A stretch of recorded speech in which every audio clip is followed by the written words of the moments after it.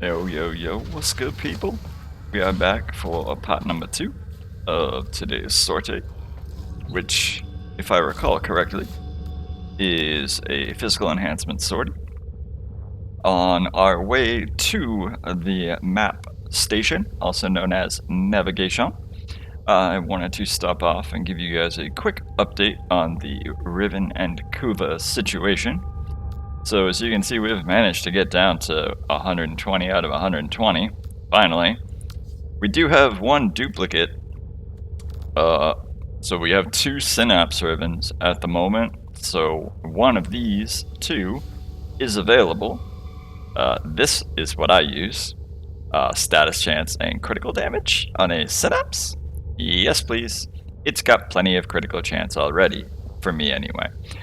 Previously I ran this one, which is status duration, critical chance, and critical damage. Again, CCCD, synapse, yes please.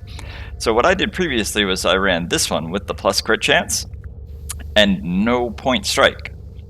And that still gave me slightly over 100% crit rather than like 160% crit or something like that. As you guys know, crit over 100, colored crits, all that, the higher it gets, the less CD. Higher your CC goes, the lower your CD return gets. So more CC, less CD. So the higher you crit chance, the less you crit damage for, which is how you end up with red crits for 300 and white damage for 1200. So that's why I don't go up to like 300 CC, and I think Blood Rush is stupid because you don't need that kind of stuff. It's not useful. In this situation, what I did was just remove point strike, and then that put the riven in for that slot, and it still leaves me that 8th flex slot anyway.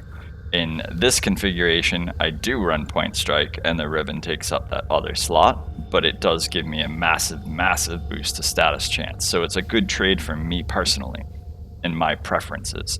For other people, this would be their choice. This is the better riven for them.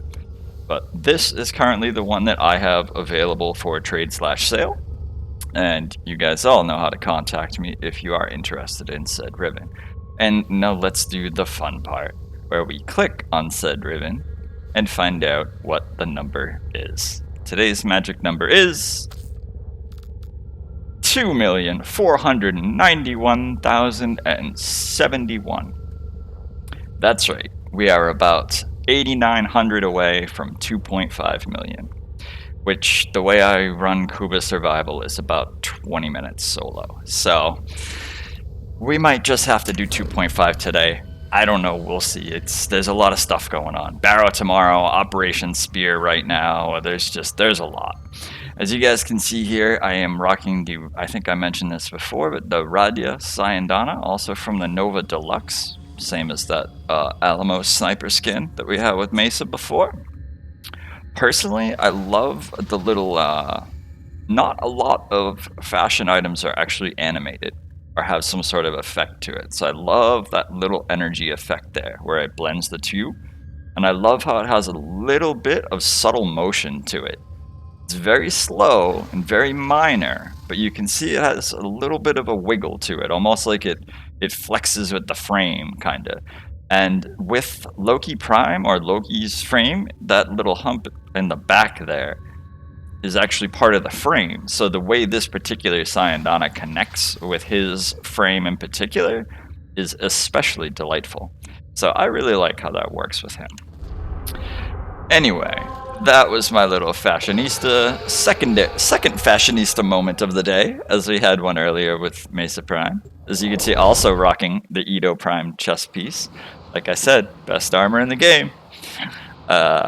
Which has actually been unvaulted like 3 times in the last year. So like, if you don't have Edo Prime right now, I really want to smack you. To be fair, Targus hasn't been out in a really long time, so that's understandable. I actually had intended to, I had intended to swap from Speed Holster over to Energy Siphon for this, just to make things simpler on my brain. but I of course did not. And I don't run shred anymore. Also, with the addition of hunter munitions, I basically swapped hunter munitions in for where shred would be. Also, my Ignis riven is out, and heavy cal is back in its place. For me, those two are pretty much interchangeable.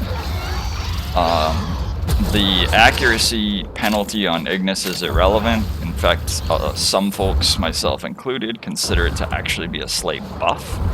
It does lower your head chance, or headshot chance, although we all know that beam weapons do not actually get extra damage from headshots. They do proc things. So, for example, I'm running Arcane Rage, so there's a proc right there, speaking of the devil, up in the top right. So that's a massive boost to primary weapon damage on headshots. So that's one of those things with Loki where, like, I'm not an idiot, so I don't need to run Arcane Nullifier with him. Arcane Nullifier is great with Loki if you are not conscientious and you happen to, like, just run into one of those door laser bar things that zaps you for the mag proc energy doohickey. You know, that stuff gets annoying. We also don't have to worry about energy as much on this particular mission as we're running an exterminate. So naturally we're going to be getting... There's a healer guy over here. So whenever you run into one of those guys, or anybody, you know, and you should be destroying it, and it's taking like 4 damage, that means that one of those infested ancient healer guys, you see those slash ticks while I was just sitting here and there's white numbers just flowing up? That's why Hunter Munitions is awesome. Which is really, really, really funny. And I say really a lot, because, like, I can't stress this enough. There's one of those ancient healers. Look at all those ticks. But, look at it. Look at it. See you later. Okay, it's totally unnecessary for me to just sit there and watch that guy. And in fact, I mean, Hunter Munitions is totally unnecessary, just for the fact that it certainly isn't the dot that's killing them. You know what I mean? I'm just melting through them. It's me that's doing, or my gun that's doing all the work. It's not like they're slashing or getting slashed to death or whatever, you know? But it's a free proc. Hi, dead Juggernaut. Oh, that's right, it's, so this is, I forgot, this is physical enhancement. So this Juggernaut's actually gonna have some issues with our, see, look at that, we actually are hitting for more with our, what's really funny is the slash procs that are bypassing the armor are doing massive damage. That's the, like, 3, 4, 1200 that you see.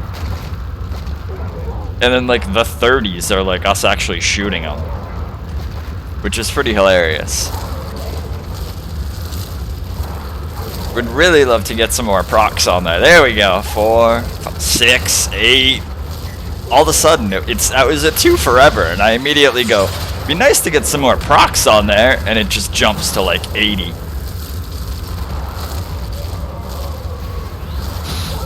Oop. Wow, that's a lot of not health.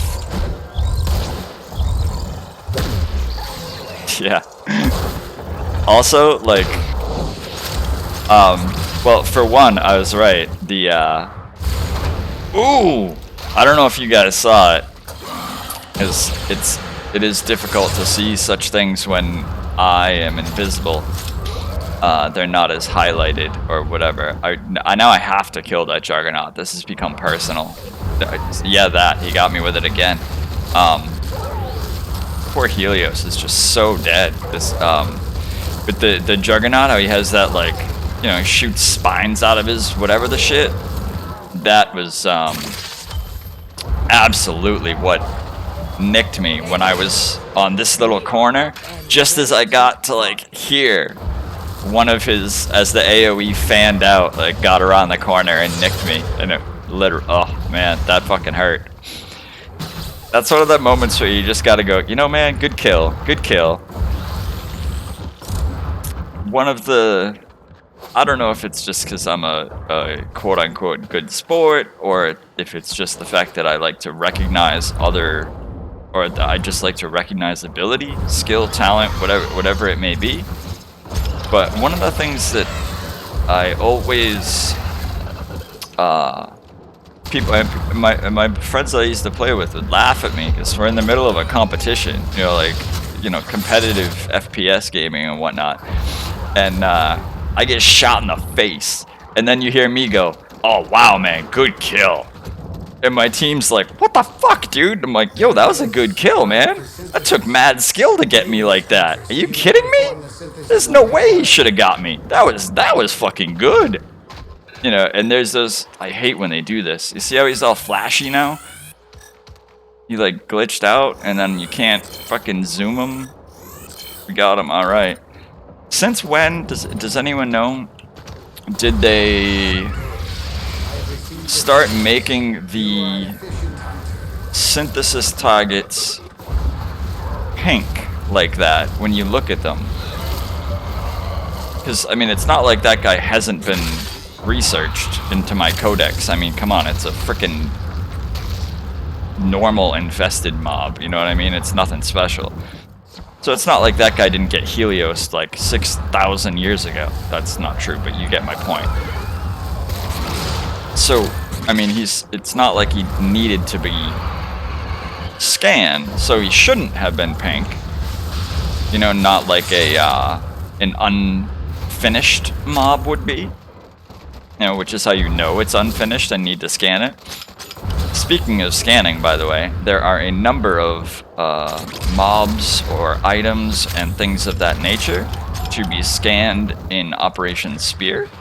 So make sure that you do get those while they're here. I do not know if they will count towards various people's complete the codex challenges. If I were to be running a complete the codex challenge, they certainly would count for me, because, well, what was the first thing I did when a new event started? Equip Helios to scan all the new crap. But, you know, that's me, not everybody else. But for that reasoning alone, it would be included in my challenge. Where are we anyway? 197 out of 202? I feel like this is one of those extermination missions where they just keep adding more people you need to kill for no reason. Thank you. You know those ones where like it's like 192 out of 197, then you get to 194 and it says 194 out of 199. And you're like 197 out of 200. Like, what the shit, dude? Will you just let me get to the top? Could I be done already? Yeah, Pherliac pods. I always crack up. So I run, I guess for lack of a better term, we'll call it a Jordas carry, right? For Jordas Golem, because that motherfucker's annoying as shit to kill if you ain't got a decent arc gun. And to be fair, like 99% of you do not have decent arc guns. Nobody's ever put a fucking Forma into one of those things, let alone own half the mods that you need to have a decent config. So I load up my shit, boom, roll out. And every single time during the scripting dialogue of the mission, the Cephalon says, "The Pherliac pods, is that all you brought? He wants more, or he'll need more," or something like that. And then I crack up, because on my gear wheel is literally like 800 and something of the damn Pherliac pods. Because I just constantly make them whenever I get a blueprint. Like, why not? It's not like I actually need them, but I don't know if they might be required, like a key for the mission or whatever, right? And you just keep getting them. So I just keep building them. So there's literally like 800, God only knows. At this point, it might be capped at 999 on my gear wheel, or whatever the fudge. And the dude's yelling at me like I didn't bring enough. And I'm like, man, the game won't let me carry anymore. How the fuck is that not enough? It's just, you know, a little side note of hilarity that makes me chuckle on the inside that's completely irrelevant. But something that is relevant is both the 777 And the 677 I have found to be, well, the 677 I haven't actually used, but due to the effectiveness of the 777, I know that the 6 would be as effective. Maybe not as effective, but would also work. Both the Prism and alt fires are incredibly helpful and useful for Operation Spear. So I highly recommend, if you have the rank and rep and to be able to go off and build a new amp for this, it is worth investing in a separate amp for this event, at least, especially given that it's a 30-day event. Like, you can take 3-4 days to build a new amp and then use it for the next 25. So it's kind of worthwhile. At the very least, make yourself an X77. Whatever your preferred prism is fine, but at least get the 7 alt fire.